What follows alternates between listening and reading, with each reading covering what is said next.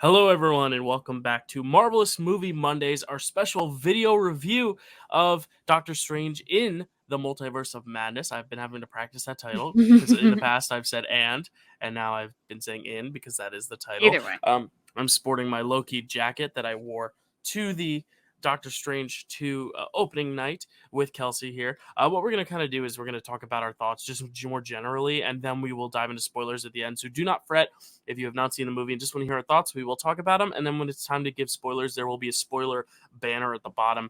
For those listening on audio, we'll let you know exactly when we're going to dive into spoilers, so you can mute or pause or do all that jazz. Kelsey, first of all, how are you? And let's transition into this review. How you doing? I'm doing good, Dill. How are you?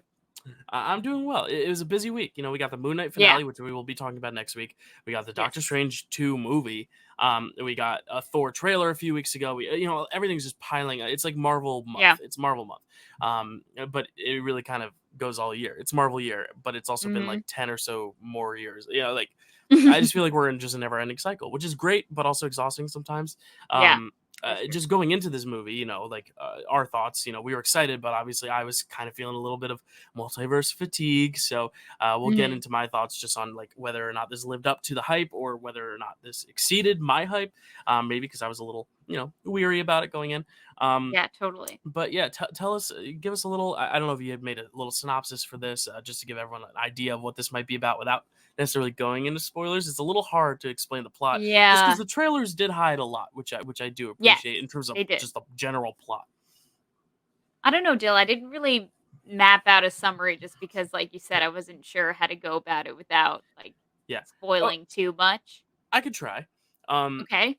So an evil presence is trying to come after America Chavez because she holds a special key to unlocking layers of the multiverse, and Doctor Strange must protect America while also facing his inner turmoils of events that have happened in previous MCU films. How was that? Was that okay? Pretty solid. Yeah. Pretty good on the fly. Better than what I do on the fly. That was the best thing, a way to describe it without giving anything away. But obviously directed by Sam Raimi, who we know as the director of the Spider-Man trilogy, Spider-Man 1, 2, 3, also just the horror classics, Evil Dead 2, Army of Darkness, Drag Me to Hell. Last film he directed was Oz the Great and Powerful, all the way back in 2013. So it has been a while. Oh, wow.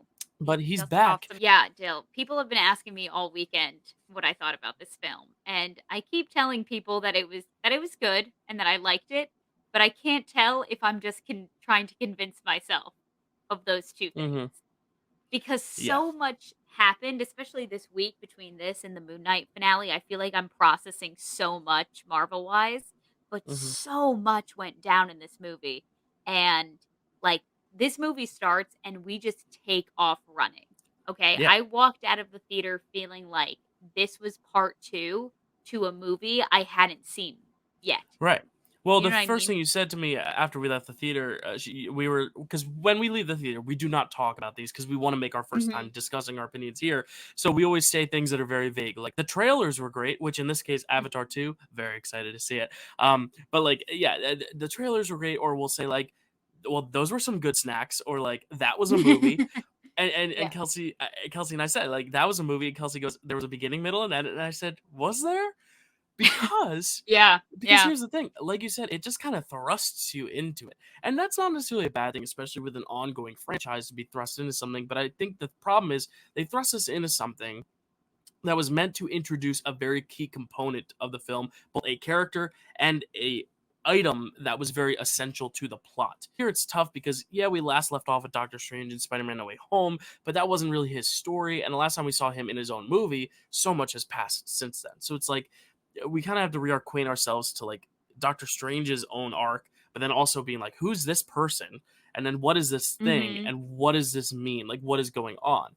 And I think that's an interesting way to open a film, but maybe when a film is taking on so much stuff, maybe it's not the best. This movie, it's hard to understand how to judge it all as one, because I feel like you have to talk about every aspect singularly on their own. How is the directing? How was the visuals? How was the acting? How was the story? I think all those exist separately, whereas sometimes it's easy to say all of it was good or all of it was bad. Here, I think it's different because I think certain aspects are completely nailed, but then some are big misfires. And I think it'll be Mhm. interesting to talk about each one.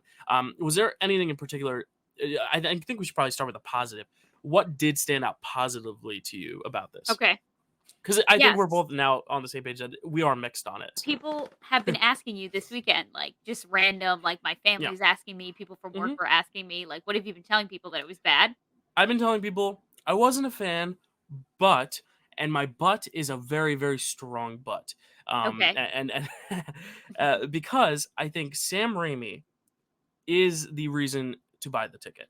I think he Okay. is one of the most interesting directors working, and I was really worried that because we've heard time and time again, directors have said they've had a bad experience directing in the MCU because they feel like they can't have their vision seen to the end, that there's always a producer saying, well, we got to add this, we got to add this, we got to add this. And there is some of that in this. It is very clear at times when they're trying to expand the universe because you have callbacks to other movies and other shows, and you have setting up other stuff for other things. You have cameos, all that stuff. That's the Marvel thing. But Sam Raimi, I think they gave him enough freedom to kind of go at it with the visuals and the horror and the gore. I mean, Mhm. this isn't a spoiler because it was in a lot of these trailers. This giant monster with this big eye, and Mm. inevitably this monster dies, and the way it's killed, its eyeball is plucked out of it, and because it's so massive, this hulking eyeball just falls to the street.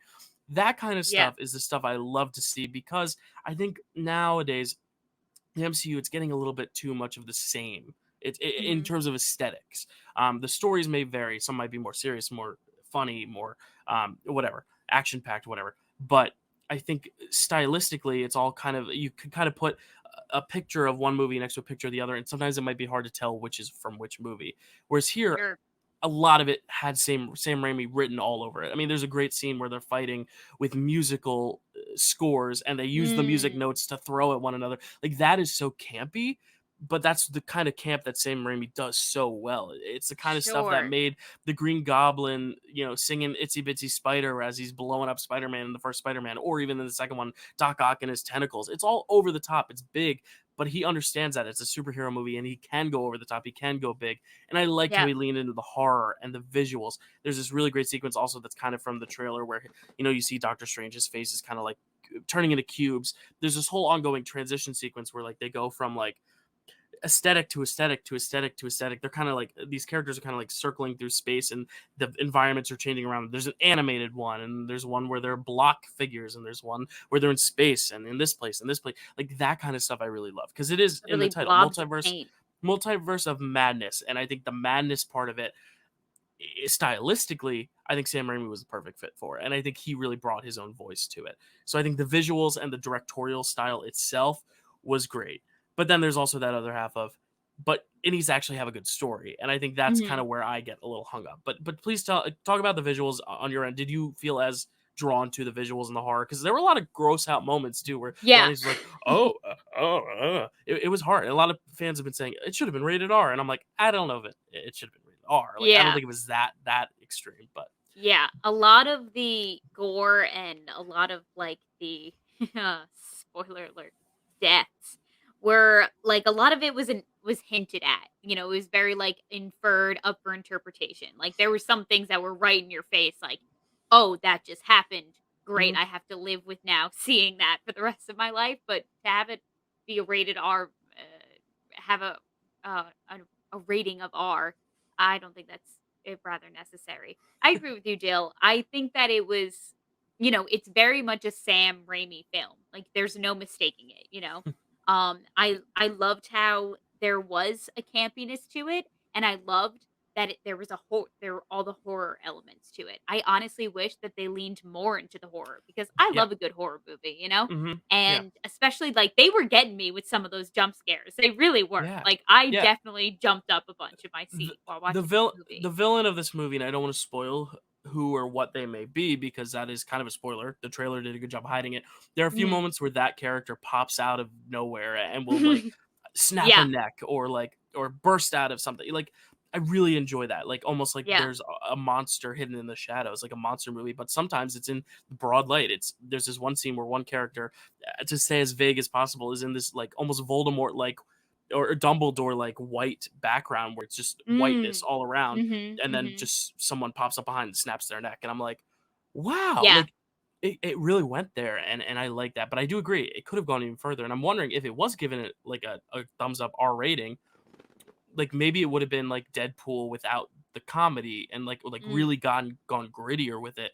I don't know if it yeah, needed it, but I do think it would have been interesting to see what how much further it would have gone with that budget, yeah. or with that rating. Here's my issue, Dill. Is that it was camp sometimes, and it was horror sometimes, and I just don't think that the 2, like, genres really meshed well together. Hmm. I Okay. think that it could have been more clear, like, tonally and, like, picking a clear direction for this film would have, like, helped it out Hmm. so much because there was so much going on, is that if, like, if it was just a straight horror film or, like, a straight it can even be a campy horror film, Yeah, but because I that's Sam just feel Raimi's yeah. thing. Is like camp horror. Yeah. Right, and I Yeah. just don't think that it was balancing well, or maybe, like, the camp horror was working well together, but what wasn't working well is trying to Mhm. mesh it with the superhero Yeah. aspect of it all. Like, Yeah. I I I I just think I think know what you're that, saying. I think like the MCU humor too is also getting in the way because honestly, I think it's not like jokes, but there's scenes where like characters will just inside their heads will explode, and like it's not funny, but you kind of laugh at it. That to me is like yeah, camp horror, where it's like funny horror. But sure. then you add the MCU quips, and I think the MCU quips might be what you're talking about, where it's like trying a little too hard to have some of that MCU comedy. When I think enough of the comedy kind of stands on its own. Like it's almost like we can make it ridiculous without having to make it funny. Yeah. Is that does that make sense? I don't know I if that I makes I get sense. what you're saying, but I don't think that I don't know. I just think that maybe it shouldn't even been camp horror. Maybe it should have just been one or the other because I don't I think it felt like this movie was trying to balance too many spinning plates and they all were crashing to the floor. Like Mhm, not one was kind of left standing, and I feel like it would have served it way better if he had just picked yeah, like one solid direction mhm. to go into. Well, yeah, and that's Or another thing or too is maybe that I'm in the minority yeah. thinking that, I Well, don't that's know. another thing too is that just the writing itself. Like I feel like this was one of those things where no matter what script you gave him, he was going to make something very interesting out of it. But you Mhm. have to give him a good script. I think the fault for me is in the script. I think some of the decisions with some of the characters, which we'll talk about in spoilers, is just not, and it doesn't have to be satisfying. Like I'm not saying like it should fulfill our expectations, but I also don't necessarily think all of the character motivations and arcs were in line with what we've seen from them in the past.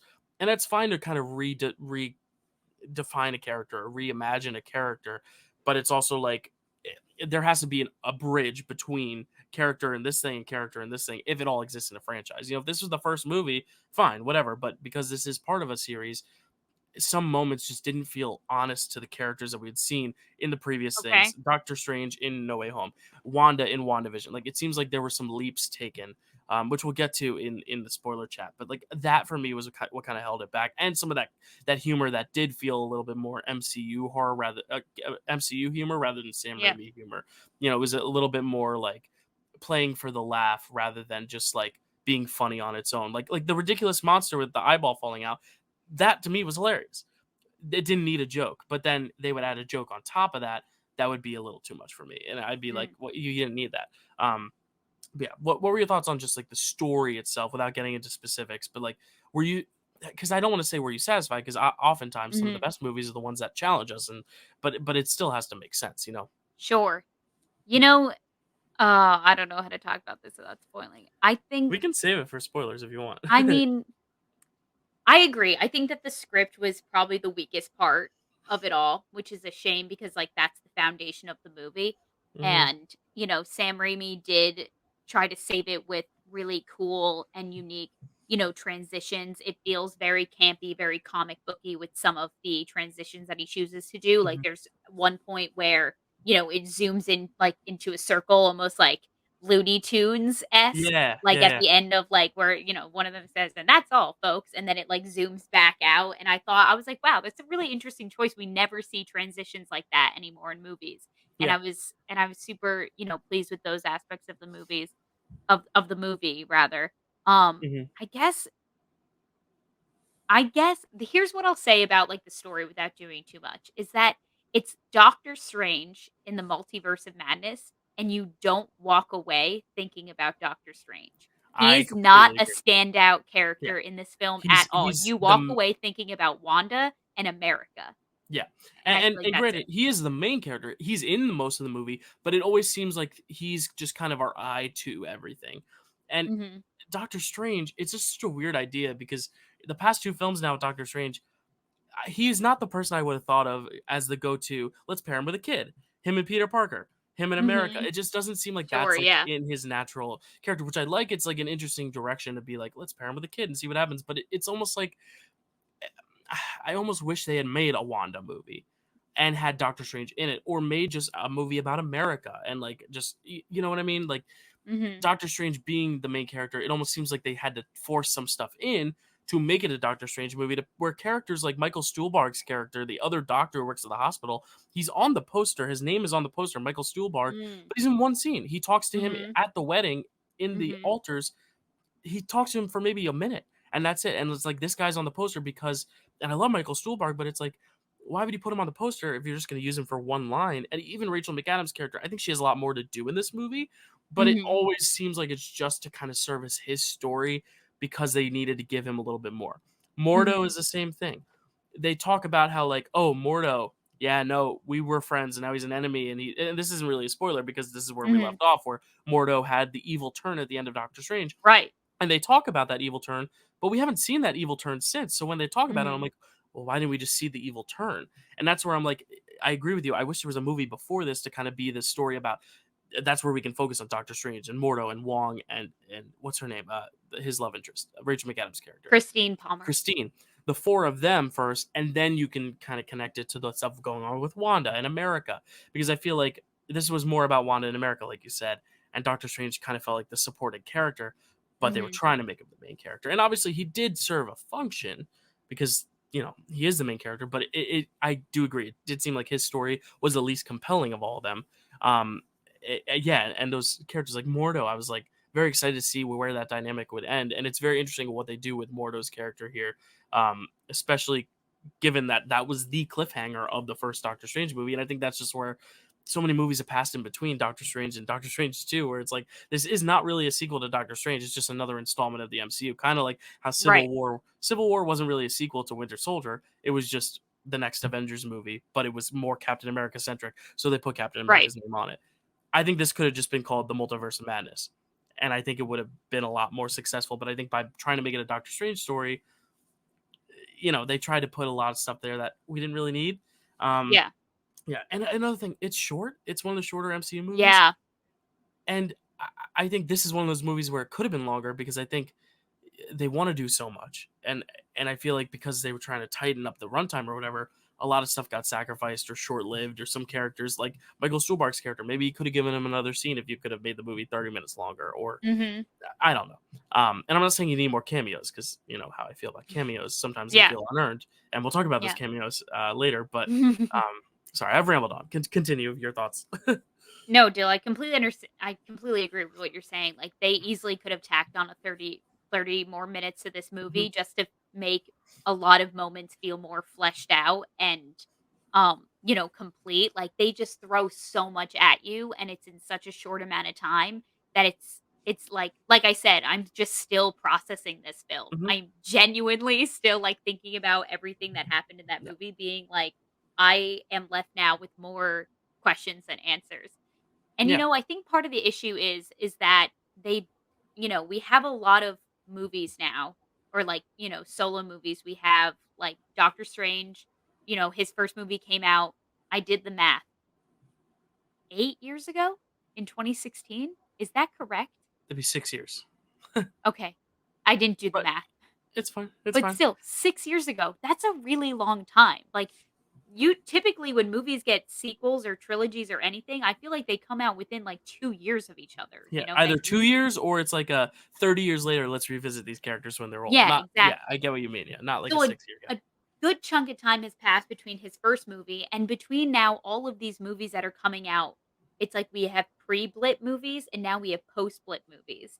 And I feel like the blip is now doing a disservice to all of these characters that have solo movies now. Like, Mhm. Spider-Man had to deal with what Spider-Man had to do with. Now we've seen the second installment of Doctor Strange. I'm nervous. Like, now Guardians 3 is seemingly all about, you know, uh, going to be about like dealing with them trying to get Gamora back, from the blip. Like, Mhm. Thor Love and Thunder, like who knows what Black Panther 2 is going to be like. I just feel like they have to address this major, major event, which they Mhm. do in the beginning, like, rather quickly. They talk about how they had both or s him and the doctor had both been gone for 5 years. They talk about how Mhm. they both blipped, and then Christine obviously didn't blip, and that's how she met this fella that she's getting married to in the trailer. I don't know if that's a spoiler. I'm so It's not. I mean, sorry. we see in the trailer that he's at a Yeah, wedding and it's Christine's, and he's obviously not marrying her not because he's in he the crowd. not the Um, groom. yeah. No, So, that's not a spoiler, but And, it feels like they have to now with these movies going forward, they have to address this, also the next thing that's happening in this character's lives. So the mhm. fact that they decided to shorten it and not make it 2.5 hours or 3 hours, Endgame, shout out, um, it just, like, blows my mind. Yeah, You know what I and mean? and I don't want to harp on the script too much because like Michael Waldron wrote one of our favorite series, Loki. But I Mm, think the difference is he has 12 episodes to do that. We've seen 6 of them. They decided to mhm, split it into 2 seasons midway through.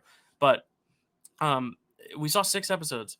That's a lot more time to cover something as big as the multiverse. mhm.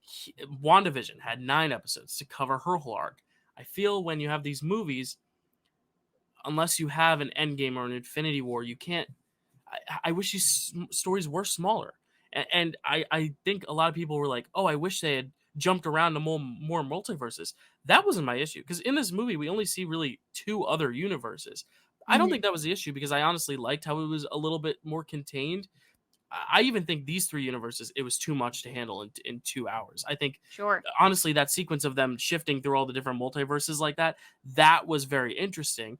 I don't need a Mhm. whole movie of that. Like then it just becomes kind of like a cameo show of, oh, what universe are they in now? And then this universe, and then this universe. Mm, It's not really a story at that point. sure. That wasn't my issue. It's just that with the 3 universes they were talking about, it still seemed a little rushed and crammed for 2 hours. And I just think in like Loki, you have time to explain these concepts. Here, it's like they're trying to explain it all and also address the past shows and address some future stuff and just other stuff going on and the cameo. It just feels like they were just biting off a lot that they couldn't really chew all at once.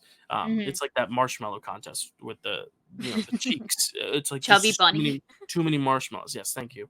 Um, Gotcha. yeah, but again, those marshmallows looked really, really fucking cool. And I think that is why I Mm, will come back to this movie because I think it just looks so interesting. I want to see all the different styles of filmmaking, even the camera movement, even visuals aside, yeah, CGI aside, just the way like cameras kind of move and they come out of people's eyes or in people's eyes. It was a little much, but at least it was bold. At least it kind of went there and took that yeah, risk.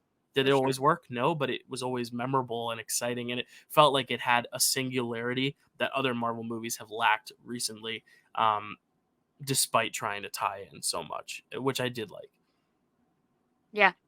So I think that kind of covers our non-spoiler thoughts. Now we should probably get into spoiler Yes. territory, just because we have a lot more to talk about with specifics to the story that we either For loved or didn't sure. love, and we could talk a little bit more about the performances because even that is hard to talk about without spoilers. Because there's one character in particular that had a very different direction going for them than we thought from the trailer, which is great, but also like it's a lot to dissect with their performance. So thank Mhm. you for listening. Stay tuned next week. We will be talking about the Moon Knight finale, which may or may not have been more satisfying or less satisfying. We'll talk about it then. But we'll see you then. So I'm gonna put up the spoiler ban. So anyone still watching, warning: the spoilers are out there. And if you're listening, spoilers are happening now. So Kels, the big thing that they didn't put in the trailer was the Wanda villain reveal, being that she Mhm. is not just turning bad, but from the start, get go, she's evil, Mhm. kind of evil the whole time. Um, Mhm. and the second being John Krasinski. And I say that Yeah. because the rest of the Illuminati they spoil from freaking trailers. And this is my one little mini rant. I am Okay. so done with all the marketing showing the best cameos. We Okay. saw it with No Way Home. Here, we saw in the Super Bowl trailer, we heard Professor X's voice. How much cooler would it have been if the last Illuminati member is Professor X and we had no idea? They Mhm. showed in the next trailer, we see Captain Marvel flying, but it's obviously not Brie Larson because if you were to slow that frame down, you realize it's a completely different skin tone. You probably figured that's probably Maria or Monica Rambeau. We didn't know which Mm. one, but by then we figured it out. And then the Mm. latest TV spot, we see the Shield, but we know that that is not America Shield. That is the British one, the one with the whatever it's called. I don't know Ah. what it's called. So I knew, I don't know if you did, but I just from seeing trailers knew most of the Illuminati. And then the other one was Mordo. Mm. And then the other character I unfortunately did not know because I have not watched Inhumans. But it's that one was kept a surprise, but obviously didn't mean anything to me because Inhumans was probably the least popular of the ABC TV shows. So Black Mhm. Bolt meant nothing to me because I just didn't know who he was. So the only one Right. big reveal was really John Krasinski, even though Black Bolt was the coolest of all of them. But that Gotcha. is just my mini rant. Those cameos, if we had no idea that Captain Carter, some iteration of Captain Marvel, and Professor X were in there, I think I would have walked away from this movie being like, holy crap. Because like that would have been actually surprising. To where Yeah. like there wasn't really anything that surprised me in this movie, aside from John Krasinski and then just the Wanda villain turn being so immediate. Yeah. So that's the end of my rant. I would like to hear your thoughts though on the Wanda stuff and just the whole movie in general. Any specifics you want to name? I'll Sure. let you kind of take over the conversation now. Just I needed to get that out there. That like Marvel, stop spoiling your movies because those moments are going to be so much cooler. Especially because this movie didn't go overboard with those cameos. Like I was worried it would be, because there were rumors that Tom Cruise was going to show up as Iron Man, that, we'd see Mm. all this character and this character. Deadpool was going to show up here. These Mm. were all the rumors. And I'm glad they didn't go that route because then it would have just felt like a theme park ride, of just like, oh, Yeah. look who that is. Like, I like how they didn't go overblown with it. But the few they had, they shouldn't have shown the trailers. Anyway, sorry. I was lucky enough to not see anything past what, the Captain Marvel-esque character with her Hmm. style of powers and everything. Like, obviously, I theorized that maybe that was I didn't even theorize that was a Captain Marvel variant. I just thought it might be someone similar as Captain Marvel. I definitely didn't see anything about Captain Carter, and that Oh, was the one cool, that I cool. was most stoked to see. I didn't even give a shit about John See, Krasinski. I but was like, "Oh my god, Haley Atwell, Captain Carter, I love this." that's my point though, is like, look how excited you were versus Yeah. me. If I hadn't known that Mm. at all, and it was on the latest trailer, it was on a TV spot. So like I wasn't even seeking out the trailer. I was watching baseball and there was a trailer Oh, on and they just showed I it. It's see. like, oh, it's so frustrating. See, here's what I'll say about that section, and then we can talk about Wanda because I feel like we both have so much to say about her. I didn't know what the Illuminati was until I was talking with my manager, nonetheless, and he was telling me about how he thought that it was, gonna come up. He was like, "Oh, I think they're gonna bring in the Illuminati, which is this character, this character, this character," and I was like, "Oh, cool, like that'd be dope," and like. Didn't really think much of it. And then it was totally happening. And I was like, oh my God, he was just talking to me about this. Yeah. And yeah, my my issue slash like non-issue with this whole sequence is that we got John Krasinski as Reed Richards. First of all, he was introduced as the smartest man in the universe, and I was like, Professor X is right there. How dare you But disrespect in him? the comics, it is a known thing amongst all of them that Reed Richards is the smartest man in the world. Yeah. All right, I'll believe it when I see it. But I've seen all the X-Men movies. I know Professor X has got some brains, so I don't know this Reed Richards guy. He's gonna have to prove himself to me. But we got him. First of all, how did we call as a fandom that John Krasinski was gonna be Reed Richards? Well, here I have a theory. I Go think ahead.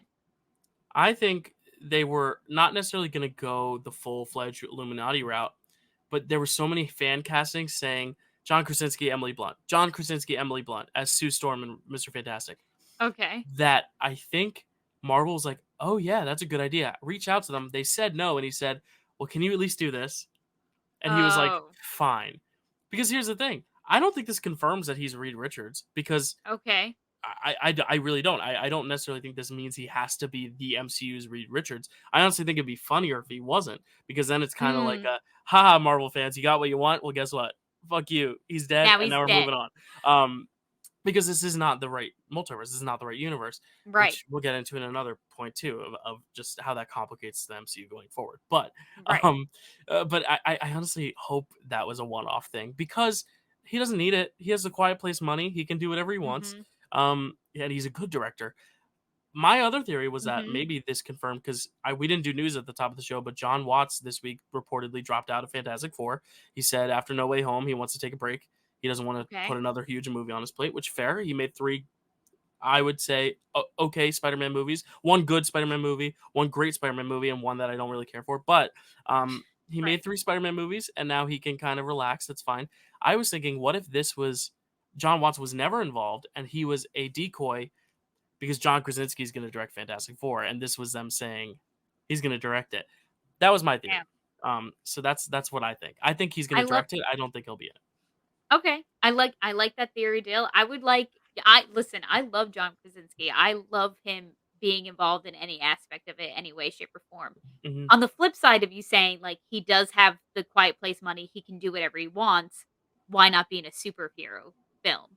You know what I mean? It's like, Right. I've got this office credentials, I've got, like, the horror under my Hmm. belt now. You know what? I'm gonna dabble in the Yeah. MCU. Why not? Yeah. And you know what? Him dabbling might just be making this cameo in this movie for But just that's what one I'm saying. time, Yeah, that's what you know? dabbling is. If you're gonna commit to a role though, like look at Kumail, like the way he had to like condition his body just for that one role, and Well, now who knows if we're gonna see him again? You know what I mean? John Like it got is a in shape commitment. for, the Jack Ryan series, so we know Right. that True. True. True. he's capable. Right. Right. But again, like I think MCU is tough to dabble in unless you're doing one of these like one-off little cameos that like it's a bigger commitment if you are actually having a role. But I would like to see him. Like obviously, I like seeing him, but I thought it would be funnier if all this fan casting turned out to be true, only to be stripped away with 5 minutes. And that's kind of like adding to the camp of the Sam Raimi style is the fact that like we see all these great people and then a minute later they're all dead. And I kind of got a Yeah. kick out of that. Like I thought it was Yeah. funny. I actually really Yeah. enjoyed that part because I was like, Mhm. honestly, you're not giving the audience what they want. The audience Yeah. wants these people in the regular MCU. No, you're literally killing Professor X, and it's like that's big. Oh, But that was again, hard to watch. like it's shocking and it makes sense with the story. It helps establish Wanda is even more powerful than we ever imagined. That she can burst a Black Bolt's head from inside him by sealing his mouth shut. Mm. That was graphic. But Yeah. yeah, I What did now? like the sequence though. I did not for the shock of the cameos, but just the way it was just kind of like ha ha ha. Here, get laugh, smile, clap. They're all dead. Now they're all dead. Yeah, I Yeah. actually kind of love that. That was very Yeah. exciting. I mean, I don't know. I feel like we were waiting with such bated breath about this John Krasinski Reed Richards reveal, and then like literally 60 seconds later, he was the first one out of not the first. Black Ball went Second, yeah. first, I think. He was the second one to get murked, and then it was down to the two women. And honestly, like Captain Marvel, like, she's supposed to be near indestructible, and she went down with, like, a statue falling on her, whatever it was. I will say, watching Haley Atwell get sliced in half, that was definitely the hardest one to watch. I mean, Yeah, you yeah. don't watch the shield physically cut through the top of her Mhm. body, but you just see it you hear it and you see her reaction to it slicing her in half. You see the shield hit the wall, dripping blood, and then she falls over. And Yeah, all of it is just inferred and just up to interpretation, and it's enough. yeah. It's enough for you to go, "Oh, Eh, oh my god." and I hate to say this because it sounds kind of morbid, but it was almost a breath of fresh air to see them all Yeah, die I because it was get it. permanent. Because it was permanent. Because Mhm. Marvel now has such a habit of they're dead. Just kidding, they're not. Tobey Mm, Maguire in Spider-Man: No Way Home. Just oh no, he's okay. He's okay. He just got stabbed in the back, but he's okay. Oh yeah, right. Loki. How many times did he die? Bucky. He's dead. Oh no, he's the Winter Soldier. He's okay.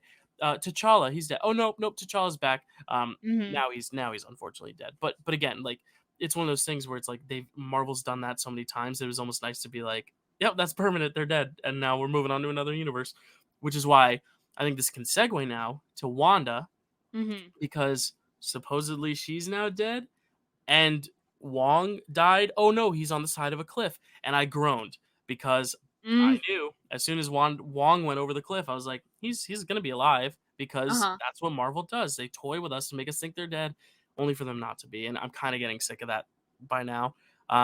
let's talk about Wanda. Let's talk Um, about Big Baddie Wanda. she's evil. She's evil. Um, I mean, some may say misunderstood.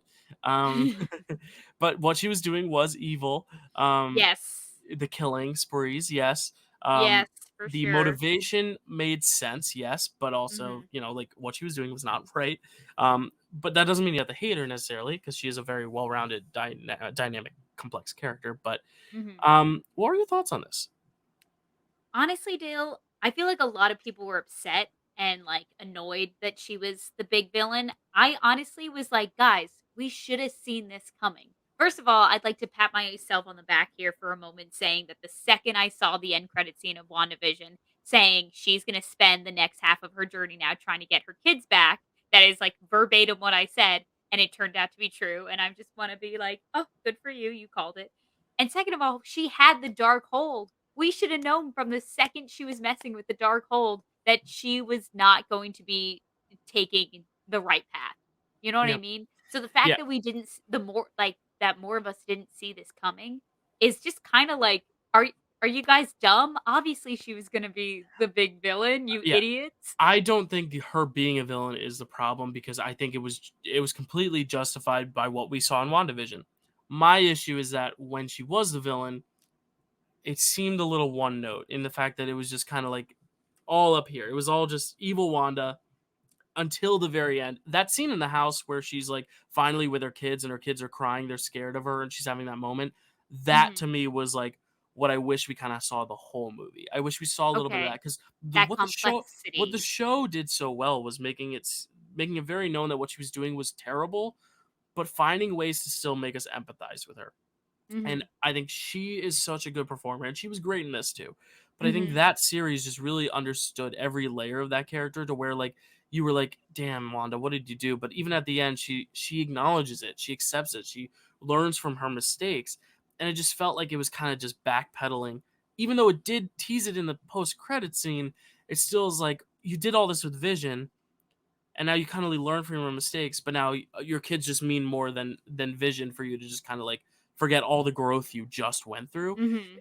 And I get it, maybe the Darkhold has that power over her, but then I would have liked maybe a scene in the beginning of Wanda where the Darkhold is kind of messing with her mind, so we can see that other side of her that is saying no, but it's not right. I want to do this nicely, nicely, Mhm. peacefully.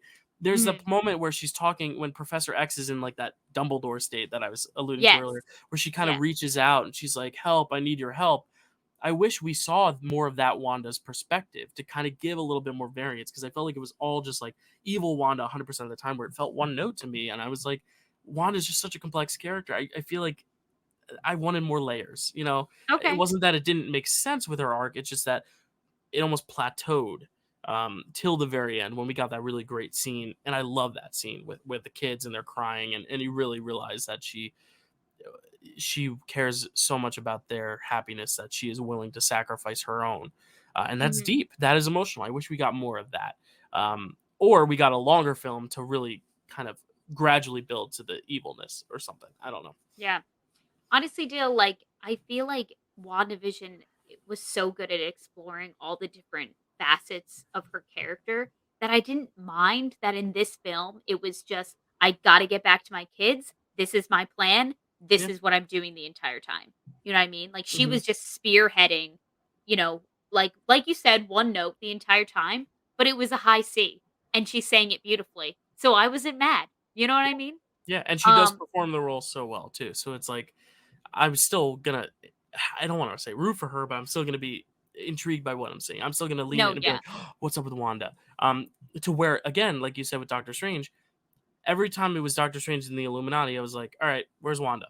I wanted to see more of Wanda and Wong. Right. That to me was more interesting. And I'm glad they didn't kill Wong because again, I knew as soon as he went over the cliff, I said he's in the Shang-Chi post credits, and that has to take place after She-Hulk because Hulk is no longer Professor Hulk. So Mm, Wong's got to be alive after this because this is taking place before Shang-Chi, according to the timeline. So, again, perhaps. that's just Marvel just being kind of a little lazy with the way they sometimes make their post-credit scene or being too specific about the timeline and stuff to where you can poke holes like that in it where I'm like, that character's got to survive. He's in a post-credit scene. Mhm. So that was just my brain rolling 100 miles a minute. But what else Here's did you think? Yeah. here's the second thing I'll say about Wanda is that we learned in this movie that the multiverse, like you as yourself, can figure out a way to do this thing called dream walking, which is you can access a different version of yourself in another universe and kind of live vicariously through that version of you, but as you. So that's kind of what Wanda was doing this entire time. She was accessing another Wanda in another universe so that she could interact with Billy and Tommy, so she could figure out how to get to them. And I was honestly waiting for the big plot twist at the end of another Wanda from another universe using our Wanda in our universe, dream walking through her, making her do all this evil shit. So Mm, then at the end, it would be like, but it wasn't me the entire time. It was that evil Wanda. And then maybe some people would have been more satisfied being like, maybe. oh, so she did go through growth in WandaVision. She's not truly evil. Nice. But it did turn out to be our Wanda. Which, like I said, I'm personally not mad about that. I Yeah. respect the fact that she was evil. You know what Yeah. I I mean? think it's fine to defy expectations. It's just also like, I just feel like it kind of just took away some of the layers. And that's just, but I get it. Like the motivation. I'm not a mother. I don't know. And it is Mother's Day when we're recording this. And I know, Mm, I get it. I do understand it from just an outsider perspective how important those kids were to her. But it's also like, I don't know. I just think it stems down from, I think they're cramming too much into it to where like, I honestly wish it didn't have anything to do with the multiverse. I wish it was just like this universe and then a universe where Billy and Tommy are trapped in some other world. Like I wish it didn't have to go through all the layers of all the multiverse and the Illuminati and you got to get this book to offset that book. It was just a bunch of like mm, MacGuffins. It was like you got to get this thing to get that thing, or you have to get this thing to prevent that thing. And America herself, and we haven't even talked about her much. She mhm, almost felt more like a item that they had to get, like a thing rather than her own person. And I know they showed that mhm. little story with her backstory, but even then, it was like a 2-second clip of her, and it was also it was a little ridiculous. The whole like bee thing. She got scared by a bee and then like scared her parents away or sent her parents away to some other universe because of a bee. It's like they could have made it at least something bigger, maybe like a monster or um Mm. it was some one of the old villains we've seen in other Marvel movies. Like to make it a bee, it felt a little silly and not in Sure, like the good campy way. It was just kind of like, really, that's the choice. Yeah, I just wish she was more of a character, like rather than a plot device for Wanda. sure, Because then at that point they should have just made it a thing, make it like this key that can help you go through multiverses. Because when you make it a character, then their first motive is to serve another character's story rather than being their own. To where like a sure. lot of people are like, I love America, I love America. I liked her, but I feel like I didn't really get to know her well. And she's Sure. apparently also supposed to be LGBT, and we didn't really get much of that conversation either. The LGBT Mhm. themes that they were hyping up, they kind of were half-assed, and I wish they had gone Yeah. further with it. Because I Well, like seeing different people and walks of life in the MCU, and I wish they were just further explored. yeah, totally. Well, America ended up having 2 moms, in case you missed it, Yeah, yeah, yeah, yeah. and that was iconic and awesome. She was also sporting on her jacket like, the equality pin that's, Hmm. like, the rainbow and then all the different, Yeah, color like, the triangle colors to represent people of color, all yeah. those things. And that's So, great. Yeah, I just wish they yeah. had more verbal discussions about it. No, Because yeah, for again, it sure. feels it feels like they are trying to find ways that if need be, if they want to release it in China, they can just doop doop cut that scene out and it'll be just fine to send Sure. over. And it's like, Yeah. I just hate that. But you know. I like I said in the beginning, Jill, like we had just met this brand new character. So I feel like there's definitely still aspects of her we need to explore, possibly in upcoming movies, possibly in her own show. We don't know yet, but I am excited. Like from what I've seen from her in this movie, I'm definitely super excited to explore more of her character. Hopefully, she gets a movie trying to Mhm. find her moms. She's got to find her moms in the multiverse. I Yeah. love how, her whole aesthetic was like a star, and that's kinda how it, you know, uh, manifested. Like, she would get nervous, use her powers, and break through the multiverse and, like, Yeah. the tunnel that was going through the multiverse was Yeah. shaped as a It was really star. cool. Yeah, yeah. And she would, like, even in the beginning when she was fighting the giant eye octopus thing, like, she broke a piece of, like, the ledge she was standing on, and it broke into a star, and I thought that that was, like, a really Yeah. cool detail to Yeah, add again, and all that. stylistically, it's so cool. Like, this is the epitome of when people say, like, style over substance. Like, I think Mhm. this was such a cool style. I just wish the story was a little bit more, not even thorough, because I feel like it was still thorough, but just I don't know. I really don't know because it's tough. It's tough because also it is so much a movie to have in here after one viewing and be able to discuss that. It's just I would have made other choices. But again, I'm not a Yeah. director. I'm not a writer. I don't know if I would have made better choices or not. I don't. But yeah, I don't know. The world may never know. I will say though that I once we saw Wong go off the cliff, I knew he was still alive because I'm like, okay, that's not how he went. Duh. Because they're gonna Yeah. make it big, cinematic, epic if he's gonna die in this movie, obviously. I was worried for when Steven was dream walking in the zombie version of himself, and Wong was finally making his way back up the cliff, that he was going to like get up to the top. Wanda was gonna like do a misfire to Steven. It was gonna hit Wong, Hmm. and like that was gonna be the big Yeah. moment. So I was nervous for him during that, but then he made it out of that. What Yeah. I will say during that last like battle sequence, if you will, is that I could absolutely do without the whole the souls of the damned bit when he's, inhabiting a dead version of himself. Like obviously that awakens, like all these people are saying like this is not natural, like you can't be doing this. This is messing with the Yeah. mystic arts in the worst way, like whatever. So then all these demons, like bat like creatures start attacking him, and then they turn into wings for him to fly. I was like, I can do without this. This Yeah. is like nonsense to me Yeah, right now. I dug it because I just Okay. that to me is very like Sam Raimi just through and through. It's ridiculous, but I liked it. I think the Mhm. problem I had was then afterwards they tried to make this really emotional moment with him and Wanda and him in America, but he's addressing her as the zombie, so it kind Mhm. of looks ridiculous. It's like Yeah. if you're gonna go for it, go for like the crazy moment, but then if you're gonna have a sentimental tender moment, don't have him in that stupid look, um, Right. because it looks cool, but it's also like it got a little much. But I Yeah. did like it stylistically. I thought it was cool. Um, Another thing, Mhm. I got a kick out of it because I'm a movie nerd, but I feel like no one else appreciated this as much. But Bruce Campbell, for those who don't know Bruce Okay. Campbell, for those who don't know Sure. Bruce Campbell is in every Sam Raimi movie. He was the lead of the Evil Dead franchise, Ash. So if you've ever heard of Mm. the TV show Ash versus the Evil Dead, that's it. Evil Dead were these really low budget zombie movies. They're like 80 minutes long. They're quick watches.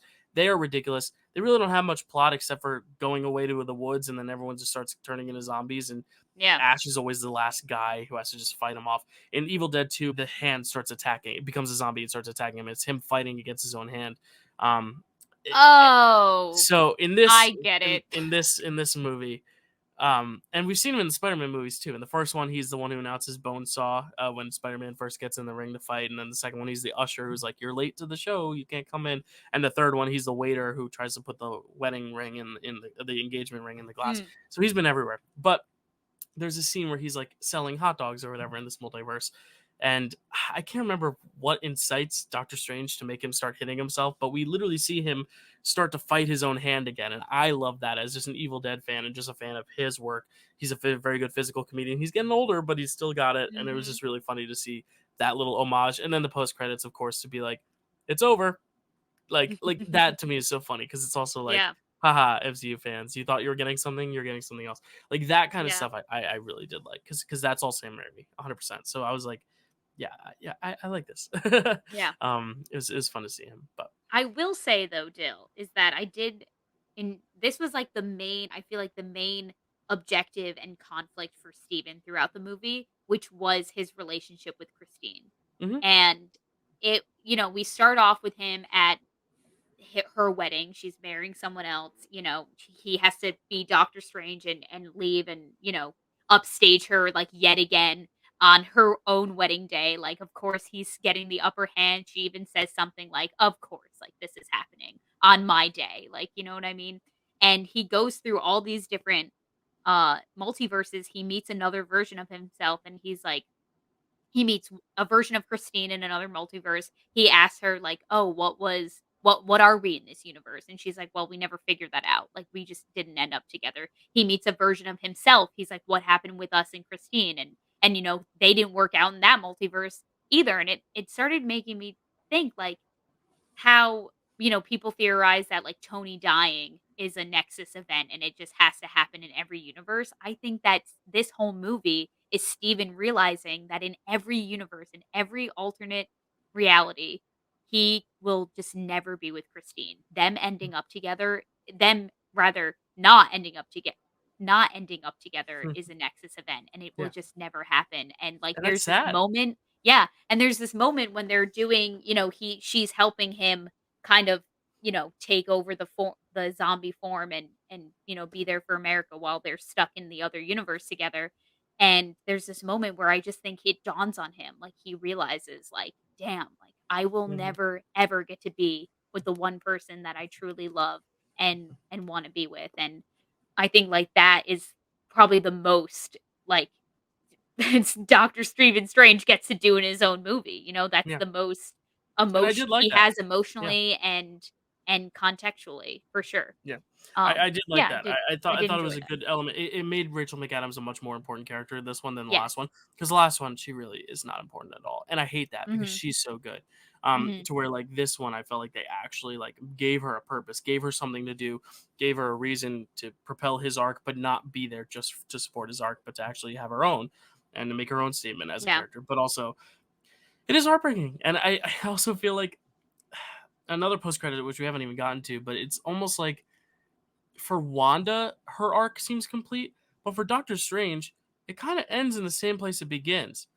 At the mhm, end, in the post credits, Charlize Theron, playing Clea from the comics, comes mhm, out of nowhere, tells him, "Hey, you opened up this thing in the dark dimension. Something happened in the dark dimension. We gotta go." And there's this portal to the dark dimension. I'm like, so they're just gonna go into another universe, another place. I'm like, mhm, it's kind of like he from the beginning, he didn't have Christine. He was upset about it, and the multiverse was going crazy. At the end, he's sad about not having Christine. He doesn't have Christine, and the multiverse, the dark dimension's going crazy. It's almost like yeah, he didn't do yeah, totally. anything in terms of growth. He was there to help other characters, but it was like himself. I feel like emotionally, the stuff with Christine, he has learned, but he hasn't really changed.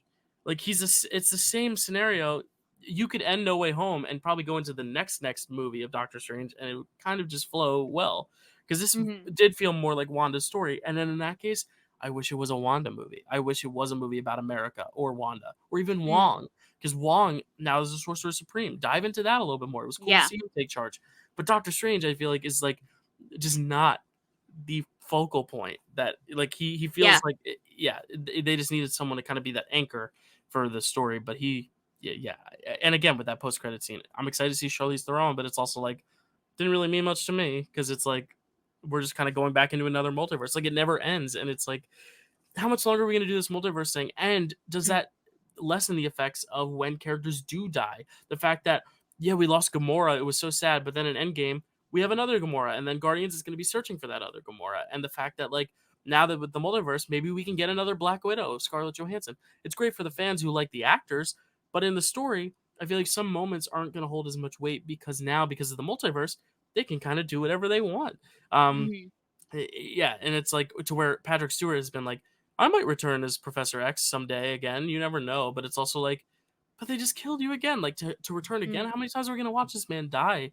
But again, with the multiverse, they right, can do that, and I feel like this kind of puts Marvel in a little bit of a trap now, where they if they make a mistake, they can just go and correct it with the multiverse, or they can just pull from the multiverse if they need a plot thread doesn't make sense. Like I feel like it's almost like a cheap out now, where I'm like, I wish the multiverse we could just put it to bed and just focus on the stories going on in Earth 616 first before going yeah. out into all these other universes. Because I'm a little multiversed out, especially now. Sure. It was cool that they confirmed in this movie that, like, they call their Earth 616. I was like, Yeah, "Oh, that's cool." yeah, yeah. Here's what I'll say about the multiverse still. It's like we were expecting when we heard that, like, there was gonna be like, the multiverse, I think, first got mentioned in Spider-Man: Far From Home, right? Like, when Quentin Beck, who turned out to be a fraud anyway, was, like, there saying he was from a different Earth, and they had to battle these elementals, and Spider-Man's Yeah. like, "You're saying there's a multiverse?" Like, I can literally hear him saying that line. And we expected just something so drastically different from what we got. We thought that this was gonna tie in the X-Men, and, Ralph Boner wasn't always gonna be Ralph Boner, he Mhm. was gonna be the multiversal version of Peter Maximoff, like, whatever we thought, like, that Deadpool was gonna be introduced, like, all these different things, and it's just that's not what it turned out to be at all, and, like, Yeah. I'm just so disappointed with how they're kinda really fumbling this past, like, they, like, teed it up for us, like, so perfectly, and it wasn't a home run. They I freaking don't. struck Yeah. out, you know what I I don't mean? even think it needs to live up to what we expected. It's more of just like we're still kind of in that gray area of like, so Yeah. what is the end purpose of this?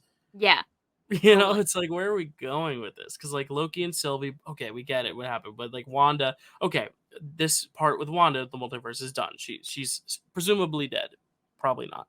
She's not. And then like okay, Doctor Strange, Spider Man, okay, that's done, multiverse. But then it's still open. Doctor Strange is going back into this dark dimension thing with Clea. Oh, and there's also Loki season 2, and we're also gonna try to bring in like Fantastic Four and X Men and all the like. At this point, I'm like, I wish there was a way Mhm. to just kind of like close the multiverse and end it. But I don't know how they can. Like, it's such a big thing Yeah. where it's like, is this just gonna be the new mainstay? It's like the first 3 phases of the MCU were all about the Infinity Stones and Thanos and ending that chapter to where at the end of Endgame, it felt like a definitive ending. Now it's like I don't think there's an ending in sight because I feel like they just kind of like blew up the world so big that like they can just explore little pockets of different stories. I'd love that, but it feels like it always has to kind of just harken back to the same thing, which is I think a trap they've kind of set themselves in. Which is why stuff Yeah. like Moon Knight, and we'll talk about that finale, but like the series in general feels refreshing because it doesn't have to deal with any of that. It's its own thing. Mhm. And I hope Yeah. there's more stuff like that rather than this where it's like trying to connect so many different dots when really it doesn't put any definitive end on it either. It just leaves things as open ended, if not more so than they were before. I'll be honest still, I was waiting for one character to show up in this movie, and I don't think we've really talked about him too much, and I don't know if anyone else was expecting him to That show up. Loki? No, Oh, I was Vision. expecting Loki. I was Vision. expecting Vision. That white Vision flew off into the sunset. Yeah. He has all of the original Vision's memories. We know this from WandaVision. He's out there somewhere. I was totally waiting for him to swoop in and be like, "Wanda, don't be the monster they think you are." Well, and that's Like, another thing too that I had a problem with is that it didn't seem like they addressed anything with Vision. Like she mentioned Vision once, and it was when he asked, mhm. "What do you know about the multiverse?" And she said, "Well, Viz told me this." He Yeah. was the like it was about Vision, WandaVision. It was not about her kids. Now it's about her kids, but Yeah. it's almost like they forgot all that happened with Vision. And this is something that I'm not going to blame Sam Raimi for because he didn't write this. Mhm. Michael Waldron wrote it, so I don't think Sam Raimi's to blame for this. But Sam Raimi even said he didn't watch WandaVision, and I think in an interview he said he watched a few. Maybe he should have. I don't think he Well, should be well, bragging about that. well, no, because he wasn't bragging. Someone asked him, and he said, I've seen a few scenes and episodes, but like I've not watched through WandaVision. He's only seen a few MCU movies. Which, granted, if you're not writing the story, as long as you have your script, you're just doing what's on the paper. And if Sure. that's the case, if it's mostly stylistic, then like you don't really need to see the other stuff. But it's also like maybe then if he had watched WandaVision, maybe he would have spoken up and been like, "Can we add this to the script?" But then again, it's not his script, so it's like he's not necessarily to blame for that. But I almost wish they gave a little bit more care and attention to WandaVision itself as its own thing rather than just the post credits of WandaVision. You know what I mean? And I Mhm. wonder if maybe him just not having seen that, maybe that had some sort of effect on the overall character arc of Wanda and the use of Vision or lack thereof. I don't know. It's interesting. Honestly, Jill, I feel like what you said before, like, this would have functioned way better as, like, a Scarlet Witch movie that Doctor Strange was just, like, featured in, Hmm. you know? Yeah. But then again, like, I feel like with WandaVision, like, we were all waiting for Doctor Strange to show up and be like, "Wanda, what the fuck are you doing?" Well, And here's the then thing. he didn't. What if in Spider-Man No Way Home they called No Way Home Doctor Strange in the Multiverse of Madness? I think we'd feel the same way because he was not the main character. Spider-Man was the main character of this. That's what this Mhm. feels like. It almost feels like it was a Scarlet Witch movie that they said, "Oh, you know what? let's instead call it a Doctor Strange movie so we can make Scarlet Witch like the big reveal. And let's just add a scene or two with him and Christine so it still feels like a Doctor Strange movie. And you know what? Let's bring in the Illuminati so we can bring Mordo into this. Because, we're not going to Mhm. address the stuff that happened at the end of Doctor Strange with Mordo. Instead, we're just going to pretend like that already happened and that he's confronting this other version of Mordo. It seemed Mhm. like it was a Scarlet Witch movie that they wanted to add Doctor Strange to as a mask, as the title, maybe because who knows, maybe it has something to do with just the way people go to the movies for a male based film versus a women based film. I don't know if that's a reason, but they must have had some reason that they wanted to make Doctor Strange the main character of this, Mhm. even though it was a Scarlet Witch movie. I really genuinely don't know why it wasn't just a Scarlet Witch movie. Um, yeah, because the Strange stuff seemed like such a secondary thing. Yeah, I feel like the more we talk about this, the more complaints I am Yeah, reminded that I have. But another and thing that that's I fair. noticed, And I yeah. just want to reiterate, we are such fans that as fans of something, you have to be critical of something when it doesn't necessarily work for you, but you have to Mhm. also be able to praise it. Like I love the visuals of this, but the story just left me wanting so much more. But as a fan, I think it's okay to speak up about that. That's not me hating on the MCU. That's not me saying, like anyone who likes this film should be ashamed. I hope people like this film. I wish I liked this film more.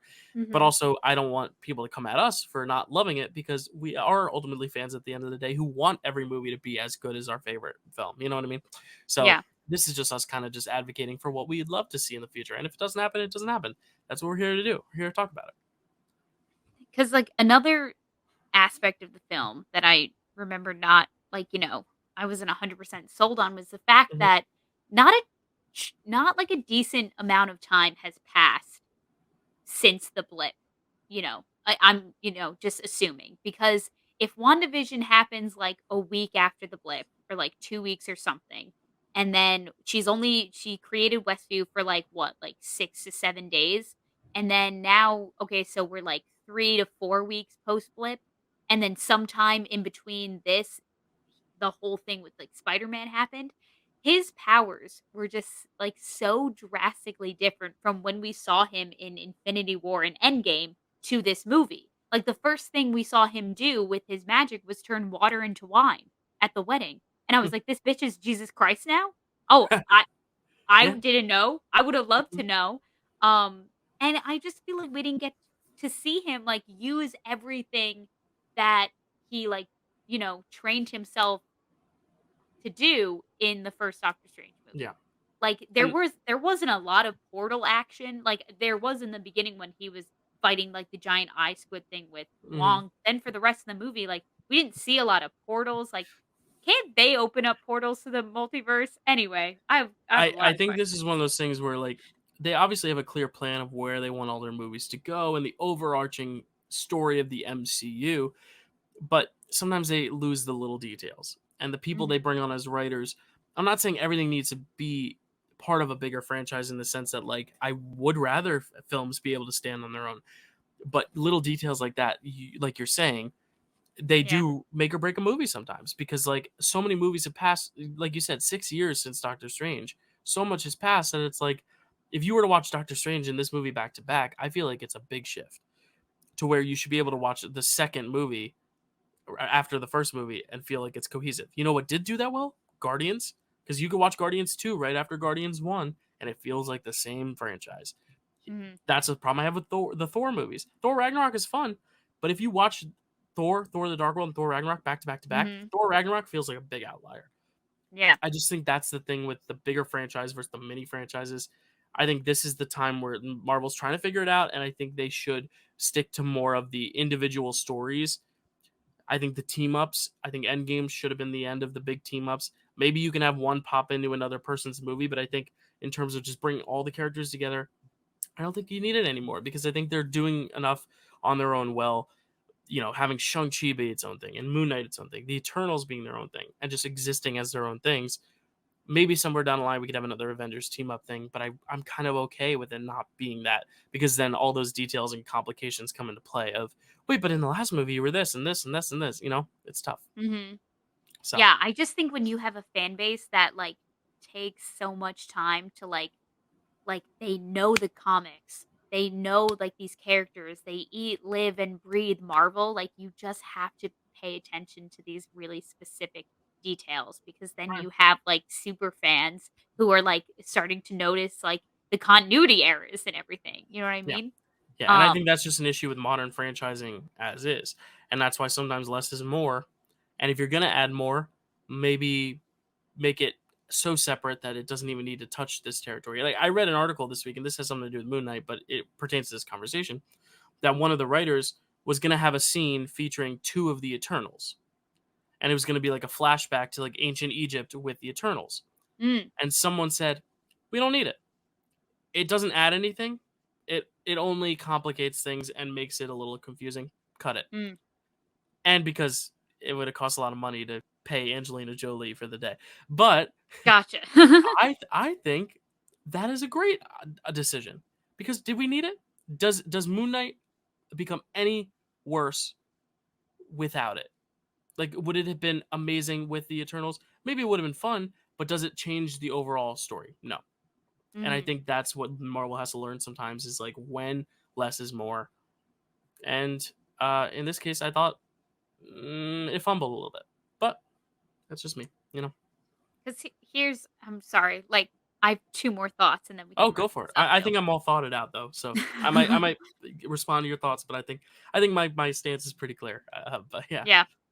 I here's another thing about the multiverse that I was like kind of confused about. It's like we saw a bunch of different, we saw like three different like versions of Doctor Strange. We saw like two of Wanda, and Doctor Strange was always Stephen Strange in every single multiverse we saw him in. Like Wanda was always Wanda. But then in the Illuminati verse that we were in with Mordo, it's like Steve Rogers wasn't Steve Rogers. Steve Rogers was Captain Marvel. Or not Captain Marvel, Captain Carter. And then Captain Marvel wasn't Carol Danvers. Captain Marvel was Monica Rambeau or Maria Rambeau. hmm And I was just like, how does, I guess you would have to be like like far enough away from like I guess the original universe, but then what constitutes the original universe? Like I'm just thinking about it too much, I know, the way I think but of it I need is, to know. maybe in the Tell me your Illuminati thoughts. verse there is a Carol Danvers, but she never became Captain Marvel. Uh, Maria Rambeau did. Just like, Mm. think about it from the Illuminati's perspective, Stephen Strange exists in every universe, but in our universe that we know, he's not the Sorcerer Supreme. Wong Yeah. is. So Yeah. in that sense, it would be like if John Krasinski came into Earth 616 and saw Wong there, and he was like, "Wait, why aren't you Stephen Strange?" And Wong's like, "Well, I'm the Sorcerer Supreme." Stephen Strange still exists, but he's not the Sorcerer Supreme. That's what I think of it Oh, as. You gotcha. know what I mean? Yeah. No, So that like, totally makes so much yeah. sense. So there is Steve Rogers in that universe. It's just he probably died a long time ago in the war, and Captain Carter is the Yeah. their replacement of Captain America. But No, I yeah, don't know. you're right. I don't know. You're right. Yeah. And another and like my last thought on this is that it is absolutely ludicrous to me that according to Rotten Tomatoes, this movie currently has a 75 and Eternals, which is a much better movie than this one. I think we can both agree has a 47. And Yeah. I'm like that's Well, stupid. yeah, so even a 75, I think, is still lower on the Marvel scale, because usually they get 90s or 80s. Because, again, Rotten Tomatoes is the percentage of critics that gave it a positive review. That doesn't mean everyone rated it a 75. It means Mhm. if everyone, let's say 75 means three out of every four critics liked it. Those three critics could have given it a score of 5.5, which is above 5, which is above average. But because they gave it above average, it counts as a positive review. Whereas those Eternals people, maybe not as many critics liked it, but the critics that did like it maybe gave it a more positive score. So Rotten Tomatoes is a hard scale to gauge, but I do agree. I think it's kind of crazy that, like, in the grand retrospect of things, Eternals is the one that's going to have the rotten sign next to it, when there are, I think, far worse movies in the MCU. And I'm not saying Eternals is the best movie in the MCU, but I think it's better than a lot of other stuff we saw even last year. So um, it's a little sad. But again, Yeah. I you know maybe maybe that's the key. Maybe because they've made it a Doctor Strange movie and not a Scarlet Witch movie. Maybe because everyone just I really don't know the motives. I don't want to put out false rumors or anything, but it's always worth speculating. I So did say that was my last thought, but my yes, really last thought of all this is as much as I thought that it was very tongue in cheek to have the guy who was hitting himself just be like, "Oh, it's over now." I was kind of disappointed that there was no Thor Love and Thunder tease, because I feel like that's what every end credit scene does is it sets up the next movie. You know what I mean? Yeah, yeah. No, that's a good point. But then again, even like Spider-Man didn't set up the next movie, did? Oh, it did. It set up Doctor Strange. But like Eternals didn't I set up don't Spider-Man, remember did it? what the I have still only seen No Way Home once. No I way. probably should have watched that No before Way I Home was saw this movie. Venom, and then it was a Doctor Strange trailer. But at that time, we hadn't gotten a Doctor Oh, Strange right, right, trailer. right.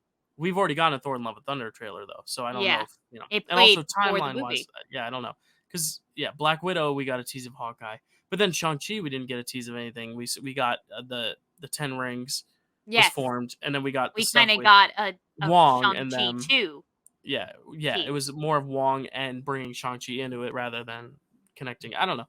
I think it's interesting, these post-credit scenes, and what they're showing, what they're not. Like this one, it almost reminded me of the Captain America at the end of Spider-Man Homecoming. So it's like, so you sat through the trailers thinking there'd Yeah. be a post-credit scene. I kind of like that, where it was just kind of like, all right, go home.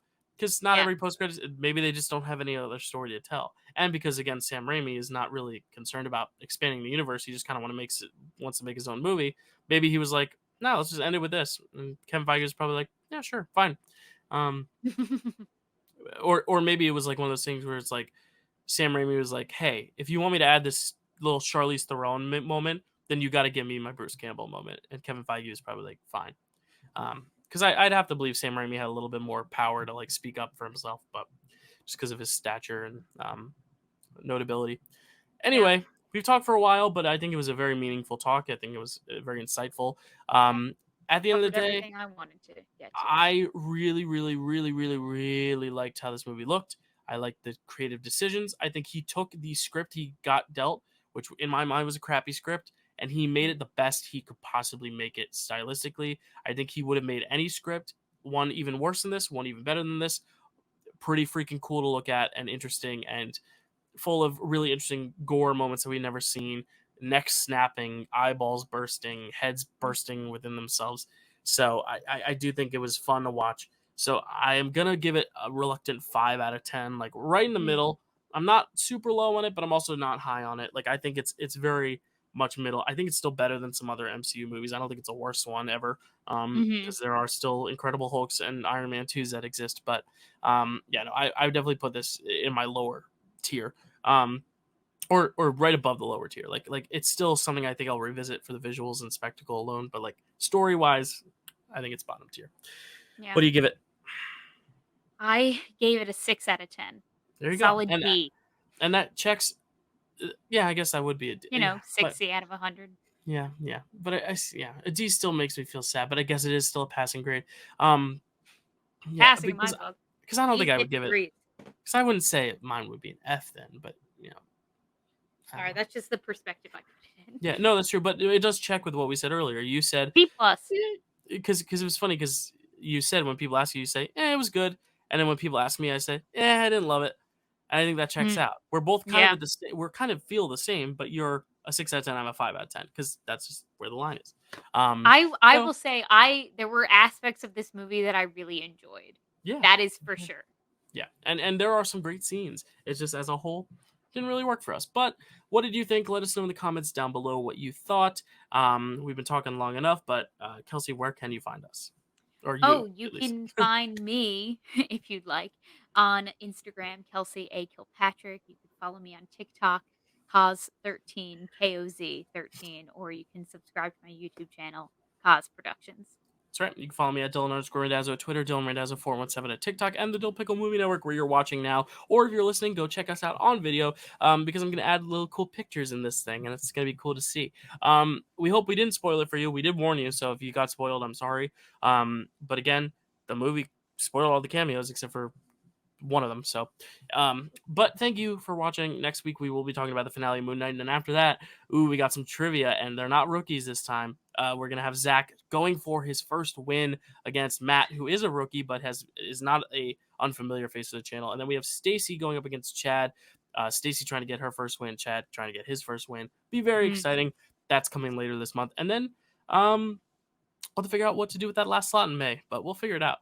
And it'll be lots of fun. Stay tuned. So thank you guys so much for watching. You know what? The Avengers turns 10 years old this year. Maybe we'll do something involving that. But thank you guys so much for watching, and we'll see you next time.